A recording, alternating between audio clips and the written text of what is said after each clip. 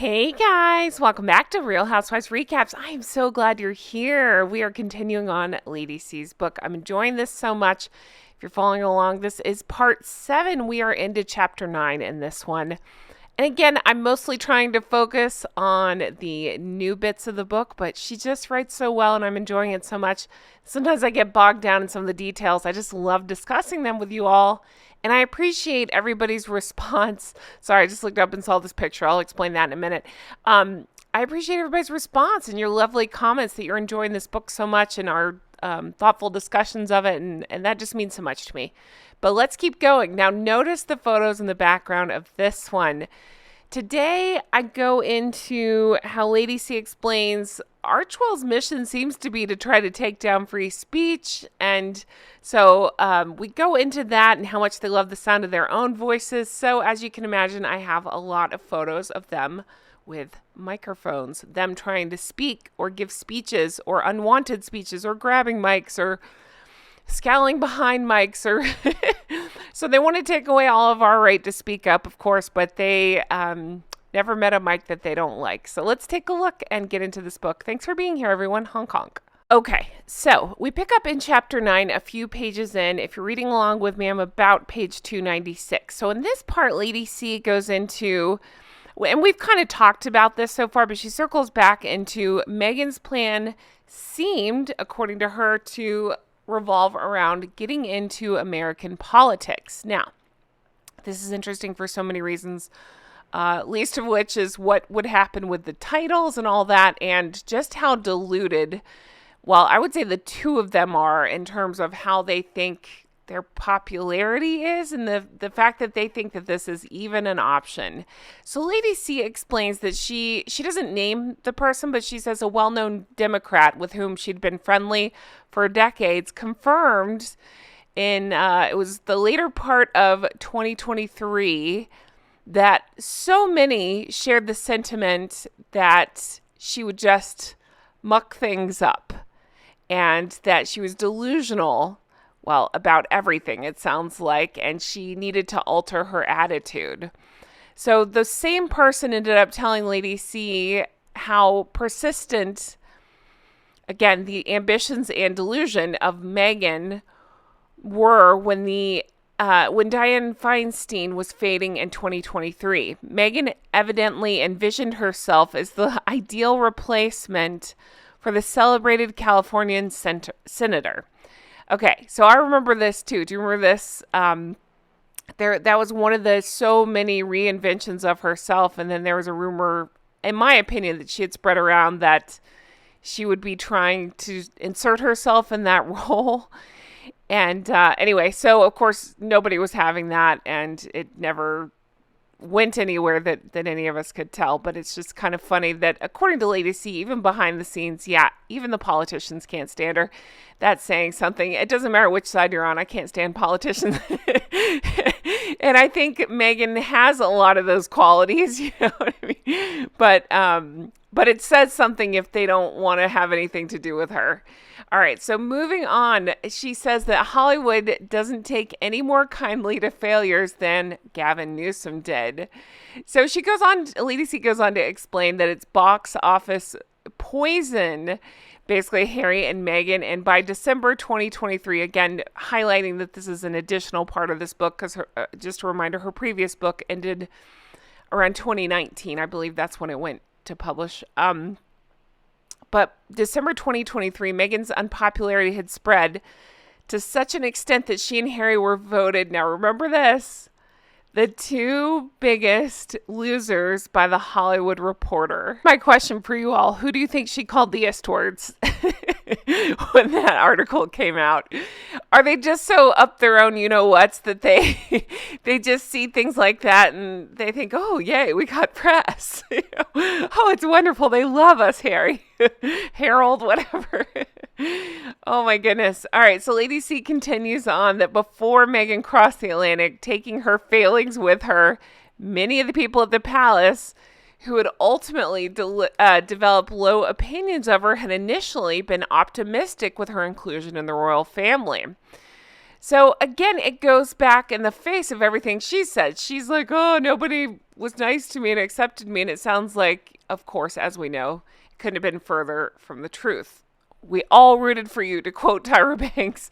But then she acted like an a-hole, and her husband's an idiot, and he also is an a-hole. So they ruined it. And allow me to tell you my favorite part of this chapter. Ready for this?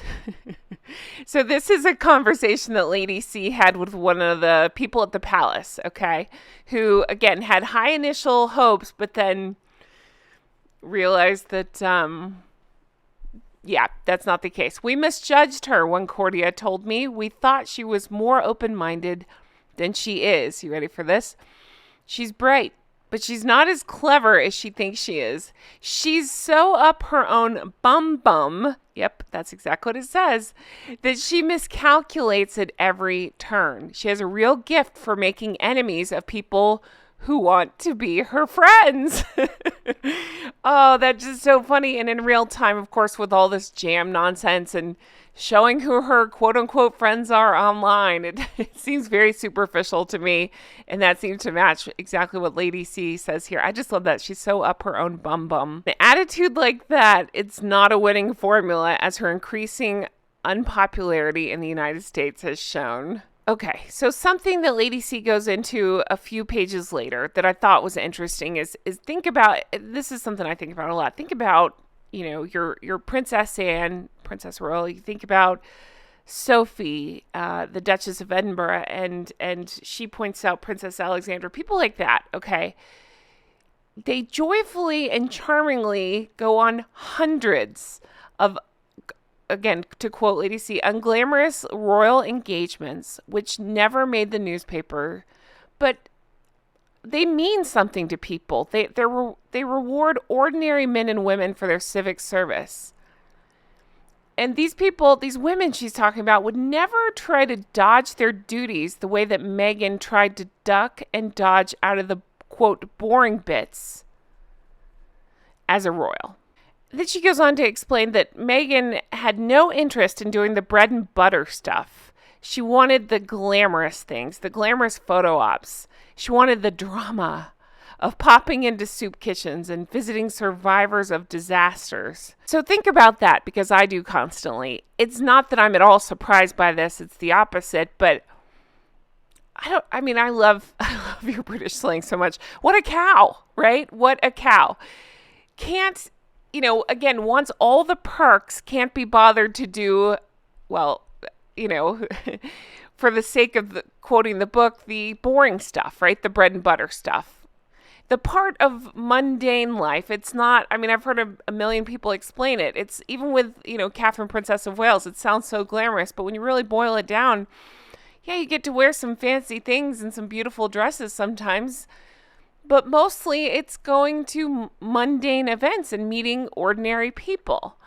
But somebody like Meghan, and I'm not just singling her out. I think Harry's awful too. I just think it showed up more in Harry after Meghan came onto the scene.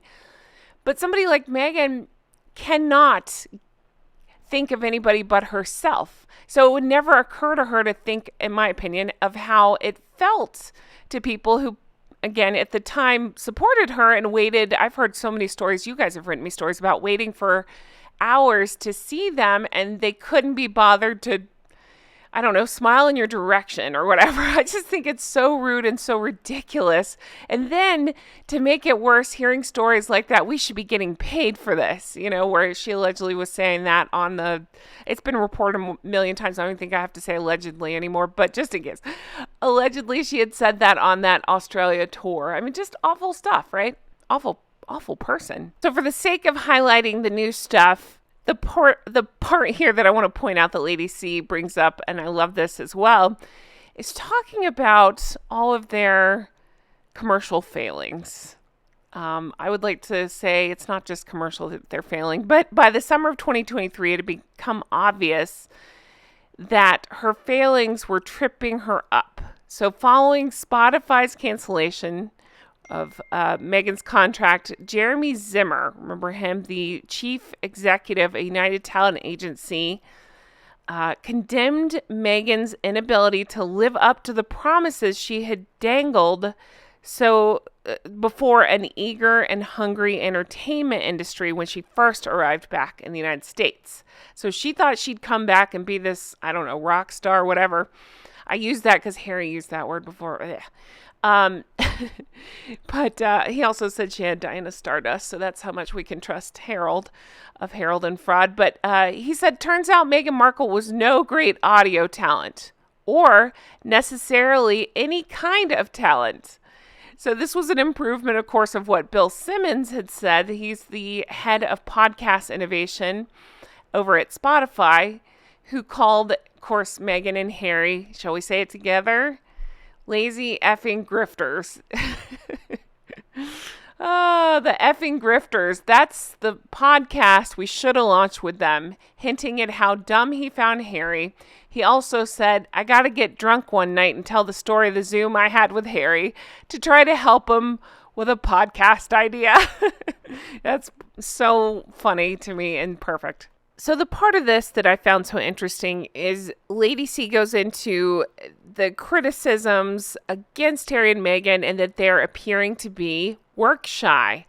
Why is this interesting? Well, if you've ever had any interactions at all with the sewer squad, and if you're like, who's that? You know, the group that blindly follows Meghan, that is what they claim about William and Catherine. Yes, hold your laughter because it is funny. William and Catherine, who are out there doing things and supporting the royal family and preparing to be the king and queen, you know, all that stuff. That is something that often the sewer squad, whatever you want to call them, throw around. I've seen it so many times, work shy William. How crazy is that? And I'll tell you what, I believe, if I remember correctly, that's something that Plastic Man threw around in his book Endgame as well, as calling them work shy. So I find it interesting that that is another tactic of theirs. When insulting people such as William and Catherine, they throw around things like work shy when, again, what do we know of Harry and Meghan? Everything we've seen, that so applies to them. I'm driving this point home because it makes me a little crazy. The hypocrisy, the unending hypocrisy, and just the silliness that squad, that side, whatever, the Meghan supporters cannot see the hypocrisy. That those two, as they were called, lazy effing grifters, have the nerve to throw that term at anybody else is absolutely ridiculous. And again, par for the course with these two. Now, continuing in on chapter 9, Lady C goes into that same Plastic Man book, Endgame. God help me, I did cover it. If you're looking for it, you can go find it. It's awful. Don't read it. But she points out, and by the way, she calls Omid propagandist in chief. I think that's a great name for him. But she points out that Catherine seems to be Meghan's, quote, pet hate. And I think that is putting it nicely, but I get what she's saying. I was hoping she'd go into this, and she does, how she gets somebody in her sights and goes on and points out that it appears to be that Catherine is Meghan's main target. We've seen this. We know this. It's just unbelievable that not everybody sees this. I don't understand. That would be an easy thing for the mainstream media to report on. I've done videos on it about these targeted hate campaigns directed at Catherine especially. I feel like we got close, you know, with the Where's Kate and the awful treatment of her during her health diagnosis stuff. But nobody, I'm not talking about YouTubers, we dug in, but nobody from the mainstream media wants to dive into this stuff, and I don't understand. They appear to be afraid of doing that, and it's right there, and I wish somebody would. And I know people like Dan Wooten are trying, but I'm saying somebody that would have more eyeballs on them. You know, I need them to dig in. If I can figure this stuff out, anybody can. You know, you can go in and do the research and find these, again, these targeted campaigns, these patterns, whether it's trying to steal focus from her birthday. It sounds so silly and trivial, but it's an ongoing thing, to throwing jabs at her with calling her horrible names and stuff in the books and trying to get that to spread around, to tales of basically trying to belittle Catherine for not sharing her lip gloss. Again, it sounds petty, but these things add up all the way up to the giant stuff, like accusing her of being the Istward You know what I'm talking about in that book. And yes, it was written by Omid, but come on. They sure as shit didn't try to shut it down, so that tells me they're complicit. Probably goes without saying, but I'm going to say it. They're the world's biggest victims on everything, and yet while playing victim, they're actively going after people like Catherine, Princess of Wales, and in his case, William, Prince of Wales. It's absolutely ridiculous and disgusting behavior, and again, why I think it's important to have these conversations like going over this book. So again, the additional part of this book that was added in this section is going on about his stupid book and talking about, of course, Plastic Man's book, and how they named the supposed ist words. And if you're new here, I say it like that because YouTube doesn't like certain words, so I get around it by saying that. Certain ist words, think about massage, race, things like that. Anyway, you know who they're talking about in the Dutch edition of the book. And she points out that the person that they blamed, Saskia, is a well-respected translator, and they accused her of a, quote, mistranslation, and that he never submitted a book that had those names in it. And I said at the time, that makes less than no sense. He's full of shit.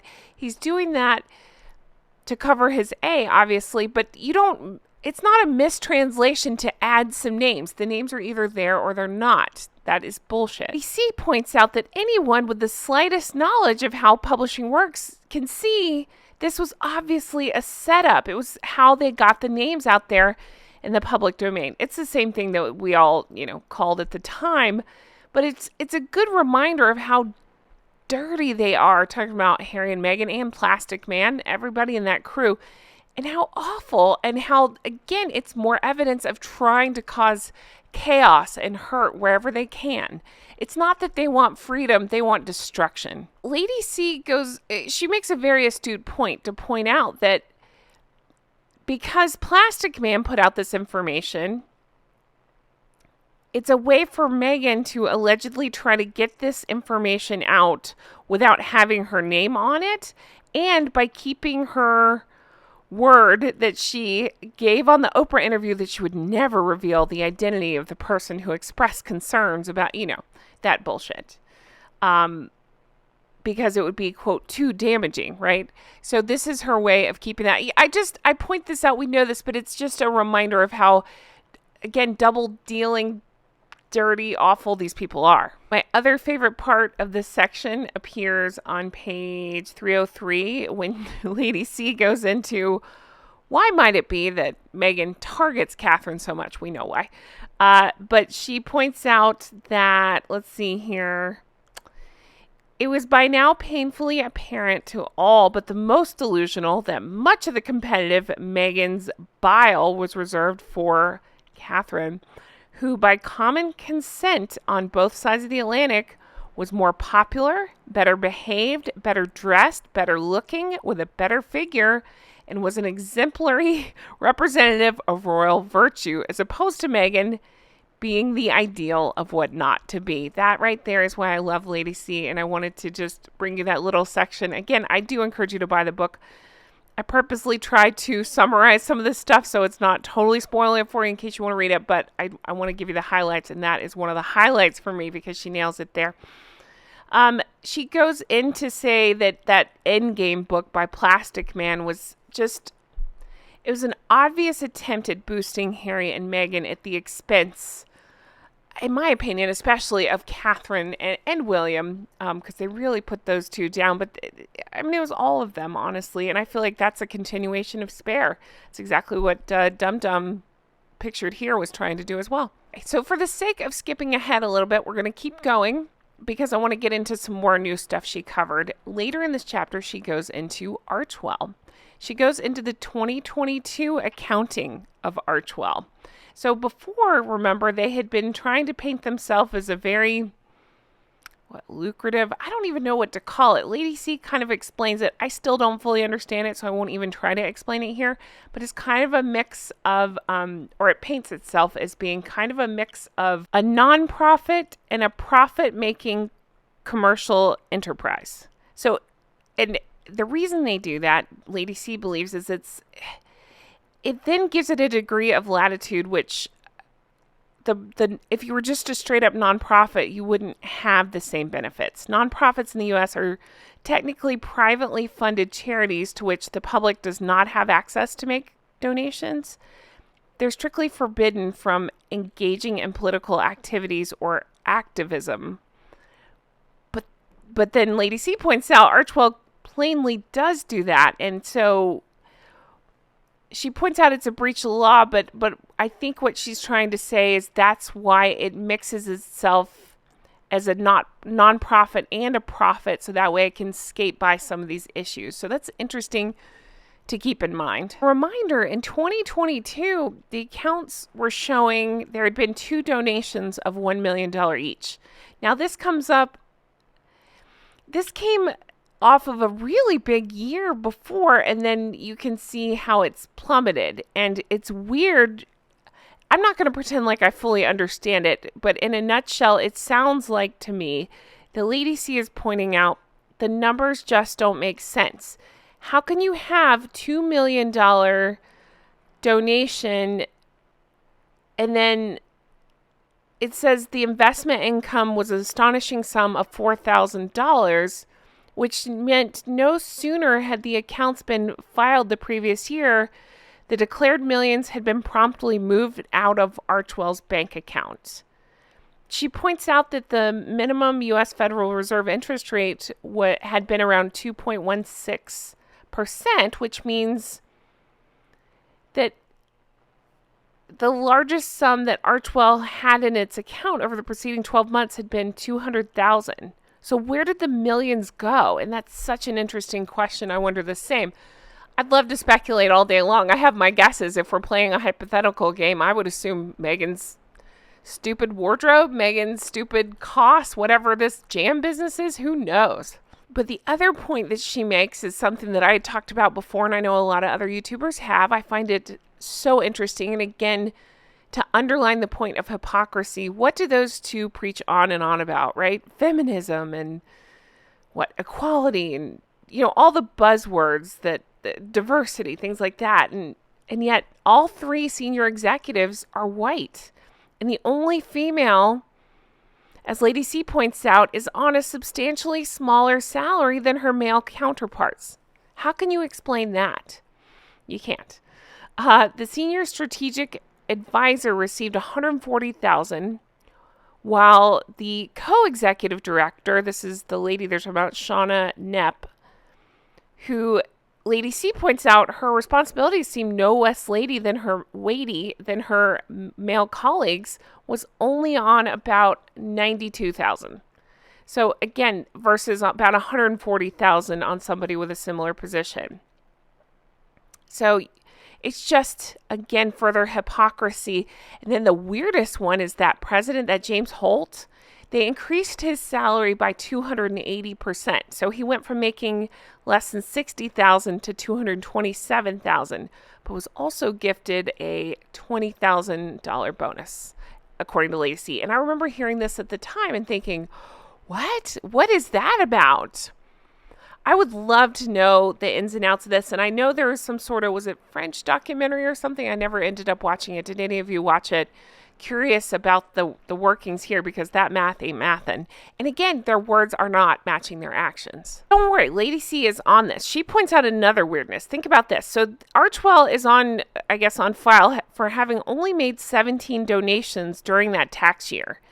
So Lady C had the genius idea to break it down and figured out that meant that each of the donations had consumed an equivalent of 117 hours per worker per project. That math just doesn't make any sense at all. I would just encourage you, if you are reading along, to really spend time around page 305, because she does a fabulous job of breaking down all the numbers. I couldn't possibly go over all of it with you, and how none of them make any sense versus what they're saying versus what they seem to be doing with the money. And again, why aren't people investigating? But the most interesting part to me is about how Archewell Foundation spent over $300,000 more than they had received in donations in 2022. And Lady C points out she believes that they used it to further his belief that the First Amendment is bonkers. So they're using this money to try to squash, restrict freedom of speech. And not just with the mainstream media, but also, as we know, local media as well, YouTubers, etc. So again, it absolutely makes me sick. In the same breath, I'm showing you examples and I'm talking through how disgusting it is that they have bashed the entire family. I think about the way that they treated Her Majesty the late Queen and bashed the entire royal family under their freedom of speech, and yet anybody tries to speak up about anything they don't agree with, they're the first ones there to say and try to throw money at whatever to shut things down because they don't agree. I think about how Lady C pointed out a little bit earlier in the book about how they tried to do that with the alleged moon bump of it all.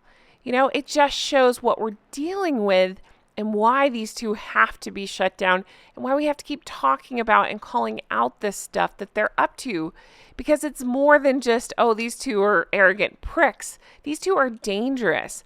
And I don't usually go this deep into it for risk of sounding tinfoil hat, but I really am seeing more of it and feeling it about how they try to shut people down that don't agree with them and how dangerous that is. And then, she threatens us with trying to get into politics. I don't believe it'll ever happen, but it's just the idea of it, and that this arrogant prick comes over here to America and thinks he's going to get involved in it too and try to shut it down because people are criticizing him. I